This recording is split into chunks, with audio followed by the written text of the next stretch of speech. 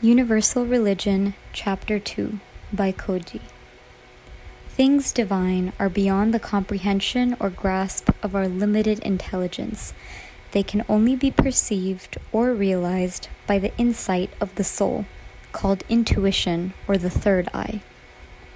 In the sublime company of the illuminated souls, Sadh Sangat. When we try to understand secrets of the celestial world, the hazy vision of our limited intelligence, we mix up and confuse the things of the two different worlds and get confounded, resulting in differences, confusion, controversies, confrontation, ill will, hatred, bigotry, and hypocrisy. In regard to God and religion, the outer religions comprise logic, learning, scripture quoting, convincing discourses, hair-splitting philosophies, rites, and ceremonies. The intellectual preacher of this outer religion lives in the world of senses, and by his clever logic and theories builds convincing systems of religions out of meager details, writes brilliant treatises, articles, but he is not living, as he is not in touch with the higher ones.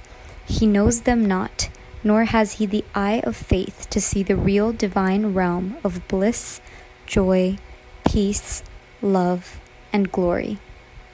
Religion is meant to transcend mind, heart, and intelligence, transform intellectual theories and philosophies into practical religion, remold the man in the image of God, as God intended him to be, and elevate the consciousness of man from the materialistic world to the divine realm. God is man's elemental need, and religion is a psychological necessity. God is the ultimate fulfillment of life. The divine religion is the innate heritage of every soul, but is lying dormant and latent, hidden in our worldly consciousness. This divine heritage of divine grace and light has to be awakened, ignited, activated, developed, and manifested in our consciousness.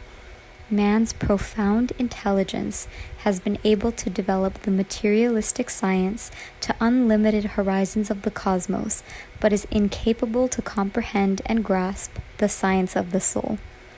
Our modern science, despite all credible achievements, is still groping for the real purpose of life.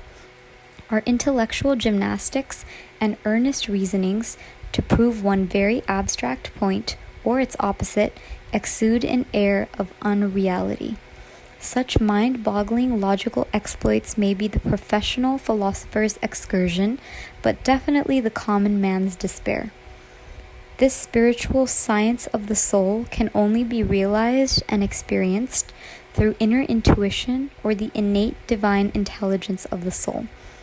In fact, it is the transformation and transmutation of our consciousness from materialistic world to the realm of divine grace and light. Any religion or faith which deviates, distracts, and diverts our attention and belief from the above mentioned genesis of divine truth is a misnomer and is not worth being called a religion. The profound confusion, frustration, unhappiness, sorrow, and misery prevailing in the world is a direct result of misunderstanding, misconception, confusion, bigotry, and hypocrisy of the so-called professed religions. To clear the mind of dogmatic theological debris, it is essential to attune it to the divine vision within, which alone can guide us through the worldly consciousness of the cosmos to the divine consciousness. This is the only way to transcend the sordid, disgusting world of the elusive Maya and find refuge and solace in the divine realm. The only way of salvation or freedom from the sordid, cruel butchery of Maya is to turn back and take refuge in the true, universal, divine religion. This turning back from the world of Maya to the world of Shabad, or divine grace, is not a physical, intellectual, or emotional process. It is essentially a process of transformation or transmutation of consciousness on the intuitional plane. This transition of transformation of our thoughts, beliefs, faith, and consciousness from the elusive materialistic world to the divine realm is the true, the only one, original, living, vibrating, universal, ultimate, and eternal divine religion. In fact, it is the primal, spontaneous, simple, natural, innate religion inlaid and inherited by every soul. Sometimes we do come across expressions of such spontaneous, simple among simple, unlettered, guileless, honest folks which put to shame the so-called intellectual religious professionals. The self-realized, enlightened simplicity of human life in its own natural sympathy, labor, faith, and love is, after all, the simplest and highest practical universal religion of the masses. But such simple, natural, spontaneous, universal religion can only be instilled into the consciousness of the masses by the spiritual genius of supernatural visions of the enlightened God-men, or Sad Sangat. The humanity would be much better off if it is not beguiled, lured, and confused with different, contradictory, controversial, and dogmatic religions. The divine light, or the essence of divine grace, is called Shabad, the wordless word. Prophets and sages may come and go, but this wordless word is the all-engulfing, all-pervading, all-illuminating, unchanging, eternal divine light, which has been enlightening and sustaining the cosmos since eternity.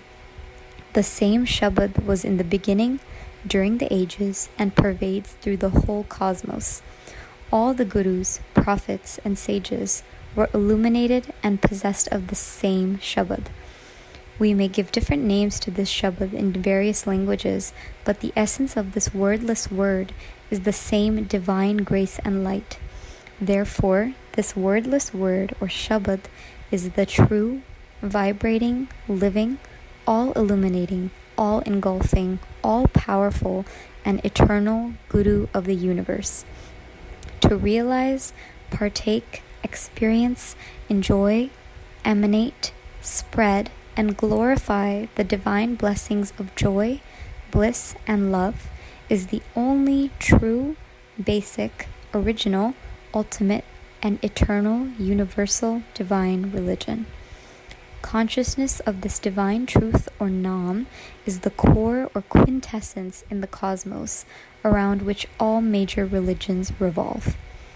All the true religions are expressions and projections of this basic divine religion of love, which are preached, propagated, and glorified in different norms, forms, dogmas, creeds, rites, rituals, and ceremonies for the upliftment and salvation of humanity.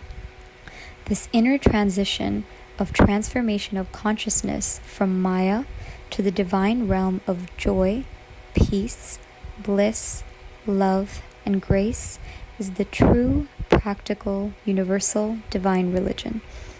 If this transformation of consciousness does not take place and our life is not changed for the better, then religion remains physical exercise, mental excursion, intellectual satisfaction, emotional reveries, obsession of mind, hypothetical belief, superfluous faith, shallow theology, dry philosophy, meaningless dogmas, dead rites, dry rituals, dreary ceremonies, resulting in superiority complex, pride, hatred, jealousy, malice, bigotry, strife, aggrandizement, enmity, and hypocrisy in the guise of religion.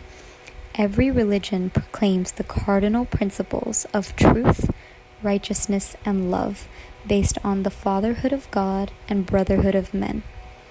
The underlying unity between scriptures of all faiths also bear an unmistakable testimony to the universality of religion. But in actual practice, we overlook, ignore, and forget the subtle universal aspect of religion and unconsciously slip into superfluous dogmatic aspects of religious differences, opposition, contradiction, confrontation, hatred, strife, bigotry, violence, etc. Thus, we deny or contradict the subtle basic principles of religious unity or universality. It is only the golden thread of divine love, which is all-pervading, all-embracing, all-loving, eternal, spontaneous, inlaid, inherent, innate, in all hearts and souls, which govern, direct, and motivate all subtle, deep feelings and actions of life. Therefore, this thread of divine love is essential and most potential of universal religion. In fact, a religion cannot be called universal without the current of divine love. Usually, every religion proclaims and preaches love, but it becomes superfluous, limited, one-sided, diluted, polluted, and stagnated with bigotry and religious pride. Stagnated water gets putrefied, moldy, and polluted in course of time. On the other hand, when it is connected to the mainstream, it remains fresh and pure. Similarly, our mind, emotions, and love can be pure and fresh so long as it is connected to or in tune with the main current of divine love. The consciousness of egoistic self and sense of possession disconnects our mind from the divine life stream and makes our thoughts and emotions and love diluted, polluted, and stagnant. We sincerely love our own children, but cannot love others with the same fervor. Similarly, our love is biased when we deal with people of other faiths. There can be no universality in religions unless the soul transcends the limits of worldly consciousness and enters the subtle and purified state of divine consciousness. In this super-consciousness, the soul is in touch and in tune with the divine consciousness, where there is a sense of one in all and all in one, engulfed in the bliss of divine love. Therefore, the activation, expression, manifestation, proliferation, and glorification of divine love in the vast cosmos is the original, primal, basic, eternal, practical, vibrating, living, true, universal love religion. This all-pervading, all-engulfing, all-loving, inherent, hidden, latent, innate, eternal love religion is working incessantly, eternally, silently, imperceptibly, secretly, spontaneously, perfectly, and meticulously within every soul of the cosmos for its individual evolution and emancipation. This vibrating and blissful love religion is beyond the comprehension and grasp of limited human intelligence and needs no man-made conventions, dogmas, rites, rituals, theories, sermons, and philosophies. Hence, this universal love religion cannot be learnt, achieved, grasped, or imposed through intellectual knowledge, philosophies, discussions, research, preachings, theorizing, sermonizing, propagating, austerities, recitations, rites, rituals, do's, and don'ts. This love religion is simply a divine gift from the divine realm bestowed through company, guidance, inspiration, infection, ignition, and grace of illuminated souls blessed with divine vision. This process of conversion of the soul from ulterior dogmatic religion to inner universal love religion, or transformation of consciousness from the worldly plane to the superconsciousness of divine vision, is going on silently, imperceptibly, incessantly, but surely, through the guidance and grace of illuminated God men of divine vision, Sadh Sangat. This natural sublime evolution of souls goes on unconsciously and spontaneously according to the law of dispensation of divine grace and love, irrespective of religious preaching or propagation, like the natural spontaneous growth and blooming of the flower. All this secret and sacred dispensation of divine grace and love is working incessantly, eternally, silently, spontaneously, and perfectly, in spite of darkest period of evolution of souls in Kali Yuga, scarcity of real illuminated souls of divine vision in the universe, tremendous distraction of glittering elusive Maya, neutralizing and nullifying effect of the superfluous dogmatic religious propaganda, malice and persecution of the illuminated man of vision by the established dogmatic religions.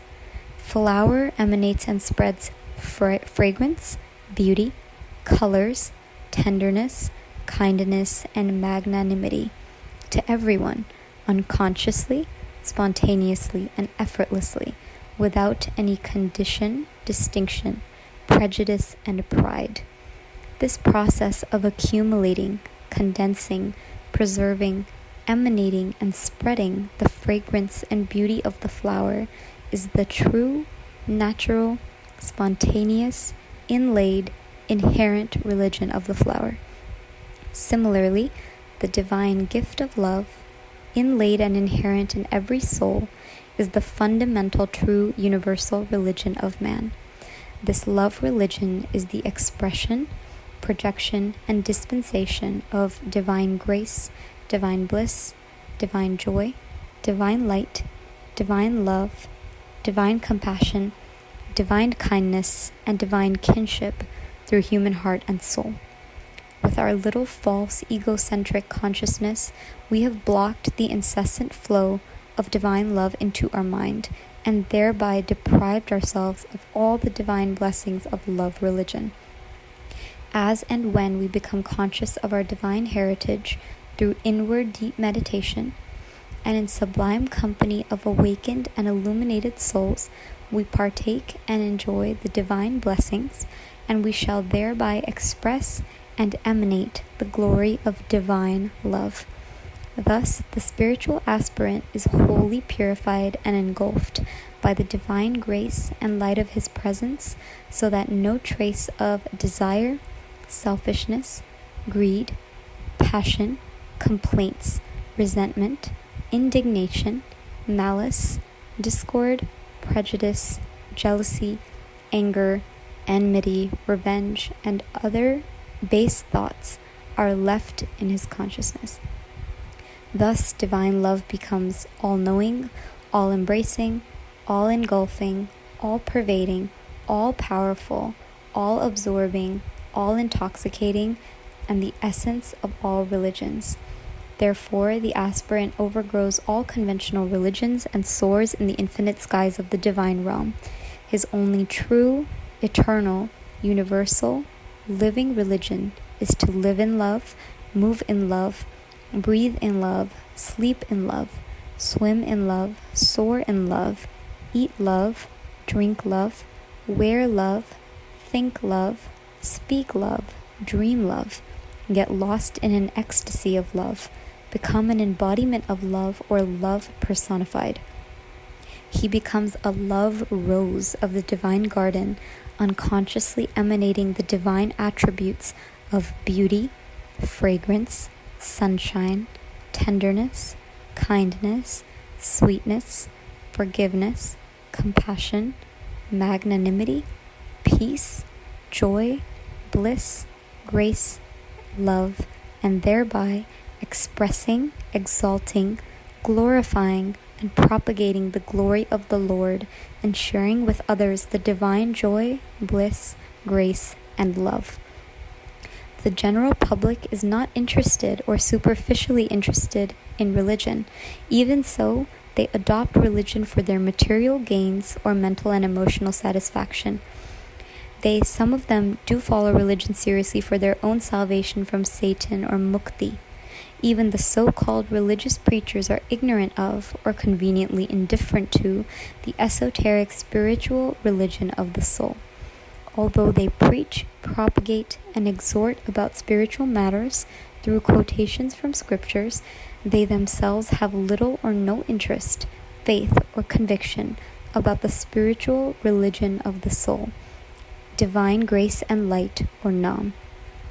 Therefore, the outer show and profession of religiosity may not be a true expression of spirituality. We may go about as religious people without any spiritualism, with God staying away from us. Very few seek God for His sake alone. Only a handful of aspirants, devotees, do really yearn and long for God and cry for His grace and love.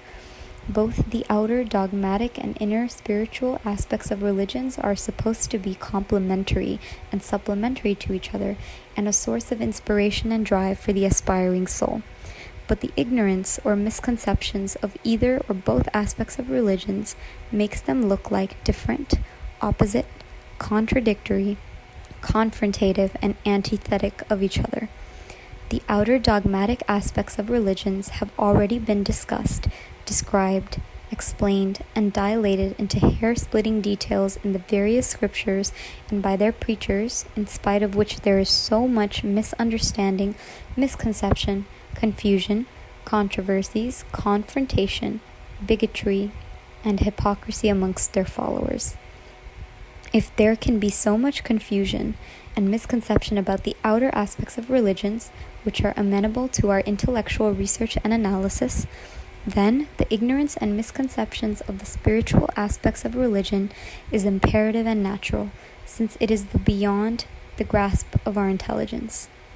In the pitch darkness, there are bound to be differences and controversies about the perception of things.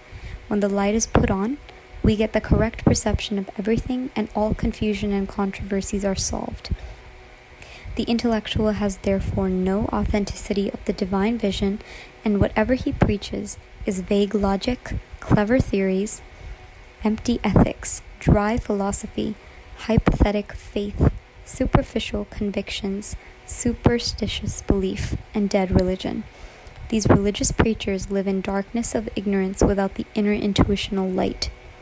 Ignorance does not mean ignorance of why and the wherefore of creation, but is a life lived in darkness of the soul, intellectual beliefs, arrived at conclusions, made-up faiths, forced-in thoughts, logical ethics, imposed religions, and vague theories are artificial props of intellectual pillars to support a well-deliberated scheme of religious life, which are only diseases, distractions, and hindrances in the path of soul evolution.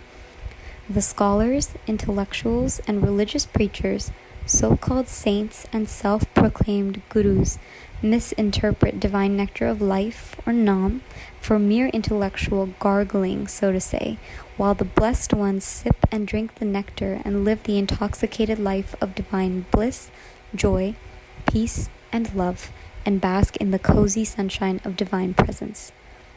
So long as we prefer to live in the darkness of elusive Maya, there are bound to be differences, misconceptions, controversies, and confusion, and whatnot in all aspects of our life, including religion. All ills and miseries of humanity sprout from and are aggravated by the darkness of elusive Maya, or the absence of divine light. This darkness of Maya cannot be removed or eliminated by egoistic human efforts alone. It can only be substituted with the divine light by the grace of the Guru through the help and guidance of his illuminated souls, Sadh Sangat. All scriptures have emphasized and exalted the value of Sadh Sangat, the sublime company of the blessed souls or saints. If a child gets admission in a good school and is placed under the tuition of a competent teacher, his smooth, successful educational career is assured.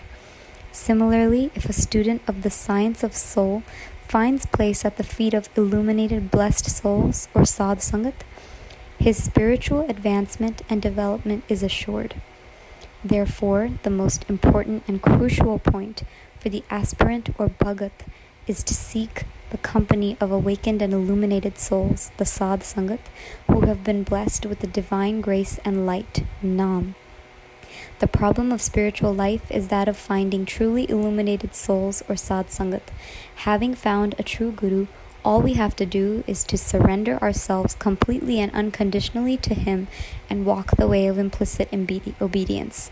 Nothing else is necessary. What is needed is loving surrender to the guru. He is the ever-compassionate one. He awakens, ignites, and illuminates our dormant soul with divine light as we walk in the darkness of this world. He transmutes our senses and mind and purifies and illuminates our heart. And holding us by the hand, he leads us on the path until this curtain of elusive Maya drops, the veils are removed, and we behold the beloved face to face.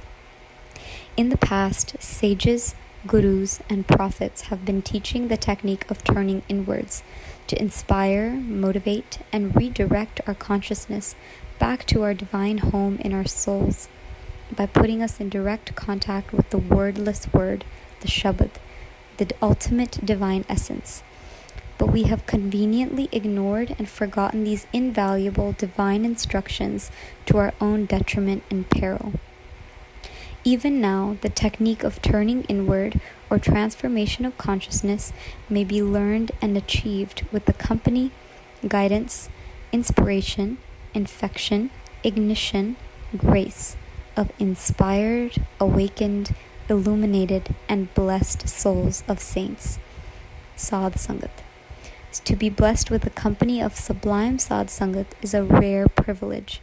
The very presence of such blessed souls gives more than 1,000,000 books. Out of life comes life, and true illuminated souls can wake up within you the center of light. For the attainment of such exalted spiritual consciousness, the following points are most important and essential. 1. Sadh Sangat, the company of illuminated souls of divine vision. 2. Meditation, Simran. And 3. Loving selfless service, Seva.